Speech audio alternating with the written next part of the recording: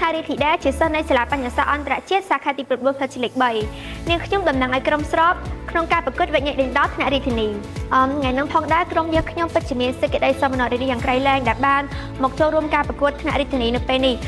នៅពេលដែលយើងបានចូលប្រកួតនេះទៅនាងខ្ញុំមានអារម្មណ៍ថាទទួលបានបទពិសោធន៍ថ្មីមួយដើម្បីយើងដឹងពីសមត្ថភាពសិស្សផ្សេងៗទៀតដើម្បីយកគំរូតាមឬមួយក៏មើលសមត្ថភាពរបស់គេនិងយកសមត្ថភាពរបស់គេយកមកអភិវឌ្ឍខ្លួនឯង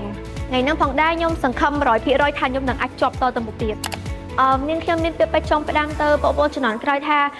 ចង់ឲ្យពួកគាត់នឹងចូលរួមប្រកួតទាំងអស់គ្នាដើម្បីនៅពេលដែលពួកយើងបានអភិវឌ្ឍនៅជំនាញការប្រកួតជំនាញព្រះរាជរបស់សិស្សកាន់តែច្រើនទៅធ្វើឲ្យយើងនឹងអាចយកជំនាញមួយនឹងទៅអភិវឌ្ឍសង្គមជាតិហើយធ្វើឲ្យប្រទេសយើងកាន់តែរីកចម្រើនផងដែរហើយនាងខ្ញុំក៏សឹងថ្លែងអំណរគុណយ៉ាងជ្រាលជ្រៅទៅដល់លោកគ្រូអ្នកគ្រូទាំងអស់ដែលបានជួយបង្ហាត់បង្រៀនក៏ដូចជាលោកគ្រូដឹកនាំដែលបានបង្ហាត់បង្រៀនតាំងពីដើមតាំងពីអត់ទាន់យល់ន័យរហូតអាចមកឈានជើងនៅក្នុងឆាកនេះបានហើយនាងខ្ញុំក៏សូមអរគុណទៅកាន់លោកគ្រូអ្នកគ្រូទាំងអស់គ្នាដែលបានចូលរួម support លើកទឹកចិត្តអត់ដែលឲ្យពួកខ្ញុំមានអារម្មណ៍ថាឯកា